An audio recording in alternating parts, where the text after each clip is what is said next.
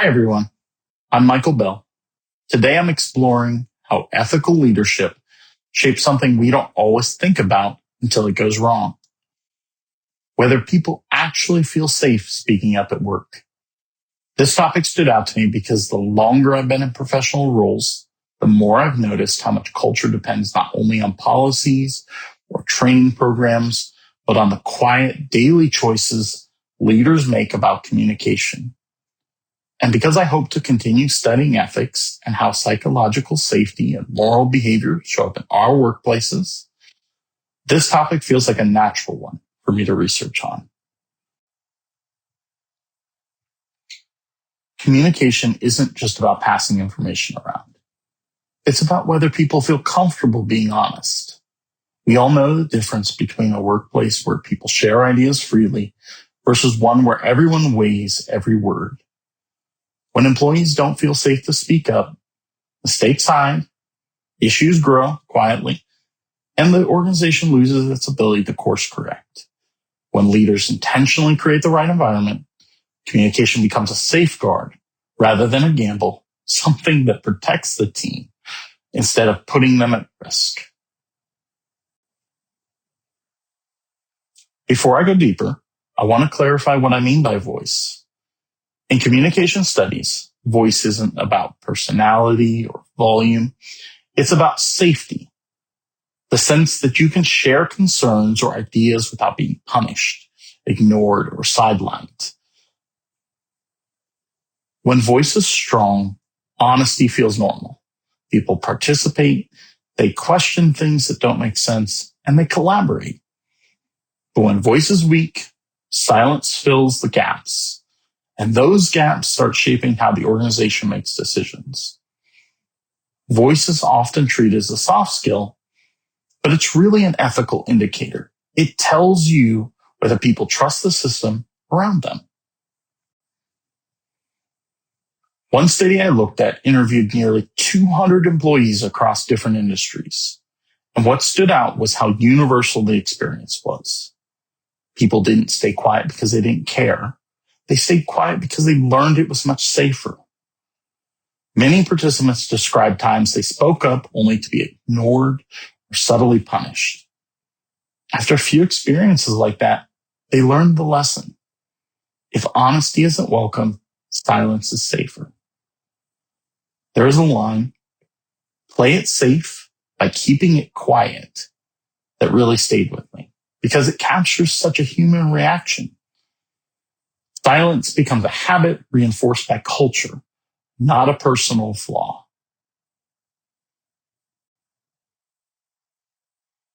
And when silence becomes part of a workplace, the consequences show up everywhere. Organizations start making decisions with incomplete information. Problems simmer until they boil over.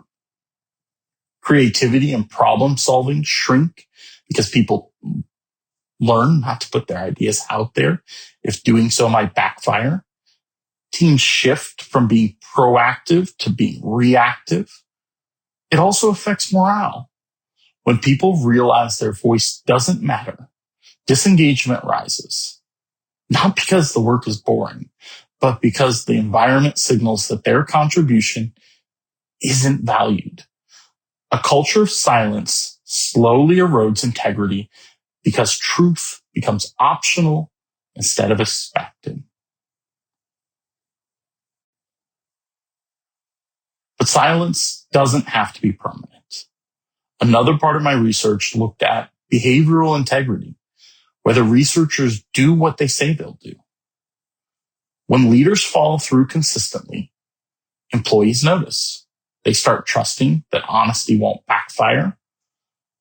One study described this as leaders needing to walk their words. And I like that. And that phrasing makes it so simple, but so accurate.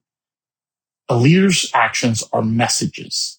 They tell people what's valued, what's tolerated, and what's risky. When leaders model integrity, trust grows. And trust is the foundation that allows voice to reemerge.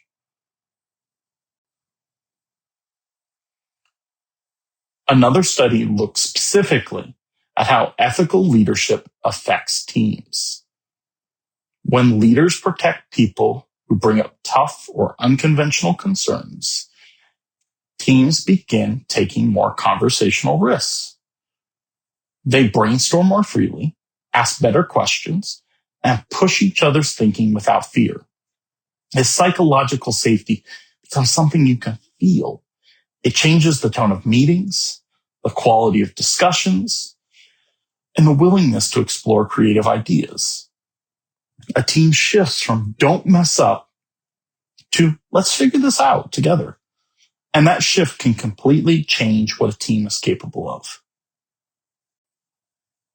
Zooming out even further, one of the most compelling ideas I found was the idea of discussability. This concept is that organizations can intentionally design opportunities for honest conversations, and this can be measurable. Not just when something goes wrong, but when organizations build structures like reflection meetings, open forums, or regular spaces for ethical discussion, honesty can become routine. People stop whispering concerns in hallways and start raising them in places where solutions can happen. Culture shifts from individual courage to a shared openness. And communication becomes part of ethical behavior rather than something reactive. These ideas become especially important when you look at what happens when communication fails completely. The Boeing 737 MAX case is a powerful example of this. In that situation, several engineers did raise concerns about the MCAS system, but they ran into a culture that didn't welcome bad news. Warnings were softened, minimized, or even flat out dismissed. Pressure from deadlines and from bottom lines overshadowed safety concerns. Messages that should have been clear became diluted. And put yourself in the shoes of one of those engineers. Knowing something was wrong, feeling the pressure rise, understanding the stakes, and then realizing that speaking up might damage your career, making staying silent feel safer. But now we have to discuss the real cost of that silence. 2 planes crashed. 346 people lost their lives. Families waited for answers that had, in many cases, been buried long before the first crash. This wasn't just a technical failure or a mechanical one. It was a communications failure layered on top of an ethical failure. Yes, it's an extreme example, but that's exactly why it matters. It shows what happens when voice disappears entirely. It shows how dangerous the culture of silence can be, not just for morale or a bottom line, but for real people's lives.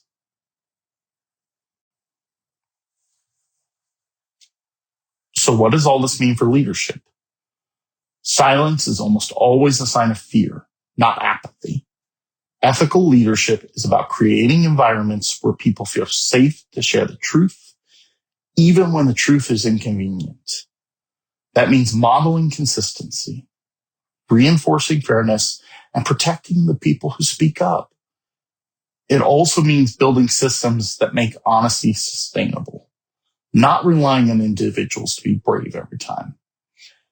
When leaders reinforce openness, protect feedback, and create the space for concerns to be raised without retaliation, voice becomes part of an organization's operating system. The presence or absence of voice is one of the clearest signs of whether an organization is acting with integrity or gambling with the silence. Ethical communication isn't just a skill.